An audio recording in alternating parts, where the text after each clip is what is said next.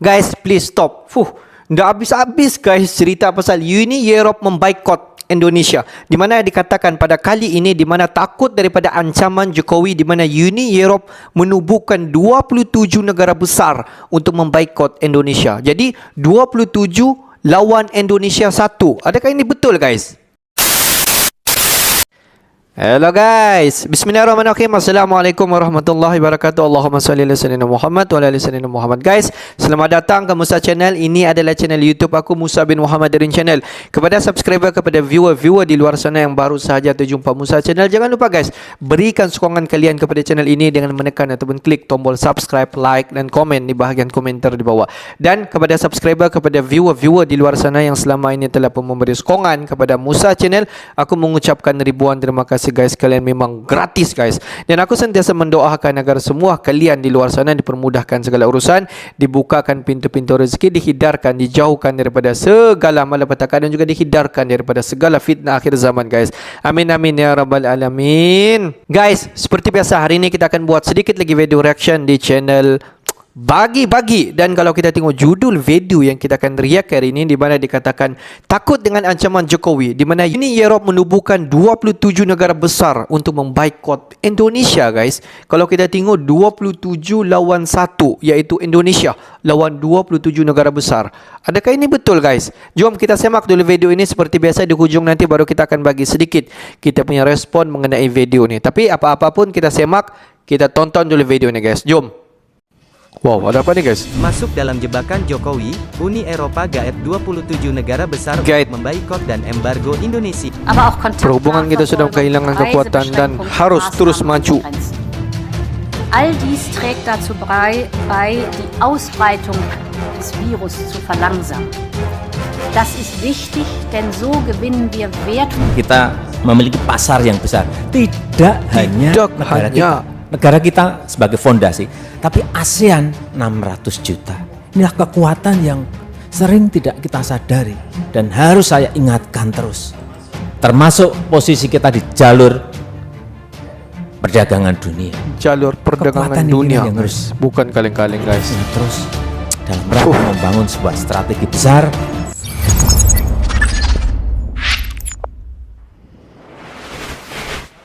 Halo sahabat Bagi-Bagi, 27 negara super besar ikut memboikot Indonesia karena kebijakan Jokowi yang melarang ekspor segala komoditas. Ini menjadi bencana bagi Eropa karena terjadi krisis. Jokowi berhasil mengambil kendali penuh negara-negara tengil itu. Selain memboikot kebijakan Jokowi, negara barat juga ikut mengecam Indonesia terkait dengan disahkannya RUU KUHP. Ini menjadi penting, karena negara besar ikut mengecam Indonesia. Menjadi ketakutan, jika negara tersebut ikut menunggangi kepentingan agar Indonesia jatuh. Bagaimana mereka mempengaruhi negara besar ini? Sudah jelas dengan cara-cara yang licik dan memalukan. Sahabat Bagi-Bagi, konflik Indonesia dengan negara barat semakin jadi. Gugatan kebijakan Jokowi soal ekspor nikel yang belum selesai, kini dihadang lagi oleh kecaman negara barat, karena Indonesia mengesahkan RUU KUHP. Ini menjadi penting, karena negara-negara Uni Eropa bersatu untuk menjatuhkan Indonesia. Jangankan negara barat, rakyat Indonesia pun tidak menyetujui KUHP ini, karena masih banyak pasal yang dinilai janggal oleh masyarakat Indonesia. Disahkannya rancangan Kitab Undang-Undang Hukum Pidana, atau RKUHP menjadi KUHP, membuat heboh sejumlah negara. Setidaknya ini terjadi pada Uni Eropa, Amerika Serikat dan Australia. Mereka heboh dengan pencapaian yang diperoleh Indonesia. Pasalnya di dalam KUHP ini, membuat nyawa negara barat seakan mati oleh kebijakan pemerintah Indonesia. Kebijakan pemerintah Indonesia yang membuat negara Uni Eropa kesal, ternyata belum berakhir sampai di sini saja. Ada kebijakan-kebijakan baru yang membuat negara barat jengkel. Sahabat Bagi-Bagi, disahkannya KUHP ini membuat negara barat ramai-ramai memberikan peringatan kepada warganya yang ada di Indonesia. Salah satunya adalah media Australia, yang memperingatkan turis yang ada di Indonesia. Bahkan negara Amerika, khawatir terhadap Indonesia karena akan kaburnya investor dari NKRI. Amerika juga khawatir tentang bagaimana perubahan ini dapat berdampak pada pelaksanaan hak asasi manusia dan kebebasan mendasar di Indonesia.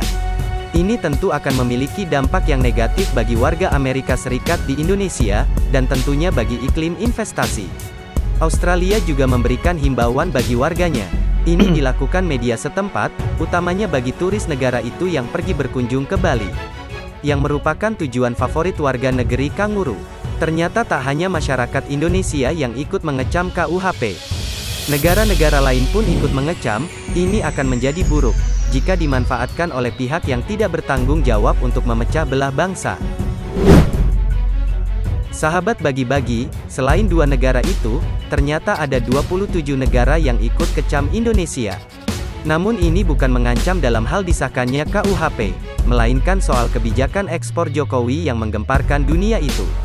Masih ingat dengan pernyataan Jokowi yang menyebut Uni Eropa seperti penjajah? Ternyata, pernyataan tersebut mengundang sentimen bagi warga Uni Eropa, dan menuai banyak reaksi.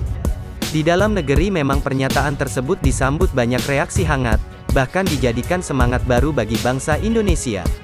Lantaran sudah puluhan tahun kepemimpinan, baru kali ini ada presiden yang berani dengan lantang menyebut Uni Eropa dan WTO sama seperti penjajah VOC. Sementara itu, pernyataan Presiden Jokowi ini juga menjadi perbincangan di berbagai media Eropa. Banyak pemimpin Uni Eropa yang tidak senang disebut sebagai seorang penjajah.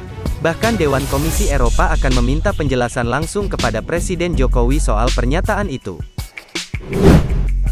Sahabat bagi-bagi, keputusan WTO tidak boleh menghentikan langkah Indonesia. Karena pemerintah ingin menciptakan ekosistem besar, memanfaatkan sumber daya alam yang ada. Jokowi menuturkan, salah satu ekosistem industri yang hendak dibuat adalah baterai kendaraan listrik.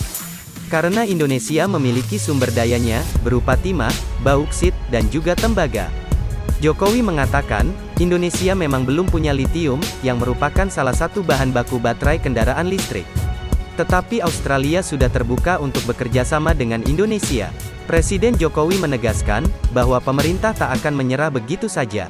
Dengan kebijakan larangan ekspor biji nikel, meski digugat oleh Uni Eropa ke Organisasi Perdagangan Dunia atau WTO. Jokowi menegaskan, adanya gugatan itu tidak akan menghentikan Indonesia untuk menarik ekspor dan hilirisasi. Adapun pemerintah akan mengajukan banding terhadap putusan WTO, yang menyatakan Indonesia melanggar ketentuan WTO, terkait dengan kebijakan larangan ekspor dan hilirisasi dalam negeri. Sahabat bagi-bagi, pasalnya Jokowi melihat Indonesia memiliki potensi yang sangat besar, dalam hal menciptakan produk turunan produksi baterai listrik. Presiden Joko Widodo menyatakan, bakal banding kepada penyelesaian sengketa. Ini akan menjadi awal perang melawan hegemoni Barat di Indonesia. Indonesia menjadi negara pertama yang melawan hegemoni Barat, di tengah-tengah militer mereka yang sangar dan gahar. Larangan ini Jokowi berlakukan agar negara mendapatkan nilai tambah dari ekspor sumber daya alam yang telah diolah. Kata Jokowi, meskipun kita kalah, kita akan lawan dengan sekuat tenaga dalam. Selain akan melawan Indonesia di WTO, Jokowi juga dikabarkan akan kembali menyetop semua ekspor ke Uni Eropa. Inilah embargo versi negara berkembang, yang tentunya tidak boleh main-main. Dengan cara ini Jokowi menyebut neraca perdagangan surplus selama 29 bulan, padahal Jokowi mengklaim sebelumnya neraca perdagangan selalu negatif. Sahabat bagi-bagi, dalam hal nikel, Uni Eropa merasa tidak nyaman dengan kebijakan ekspor mineral logam itu. Karena dapat mengganggu pertumbuhan industri baja anti karat atau stainless steel di negara-negara anggota blok itu. Nikel disebut sebagai the mother of industry. Karena pengolahan jenis logam ini, menghasilkan produk turunan ke banyak sektor yang dibutuhkan manusia. Seperti sendok, baterai, telepon genggam, hingga kendaraan. Nikel juga diprediksi akan menjadi primadona seiring dengan meningkatnya kebutuhan bahan baku mineral logam. Itu untuk memproduksi baterai dan kendaraan listrik yang digadang-gadang sebagai salah satu industri masa depan. Indonesia juga menguasai lebih dari 20% total ekspor nikel dunia. Indonesia juga menjadi eksportir nikel terbesar kedua untuk industri baja negara-negara Uni Eropa. Sahabat bagi-bagi, bagaimana menurut kalian? Apakah Indonesia mampu melawan hegemoni Uni Eropa? Dan tentunya bisa memenangkan pertempuran yang luar biasa ini. Jangan santuy terus, mari kita barbar, merdekalah kita seutuhnya. Merdeka! Hurrah!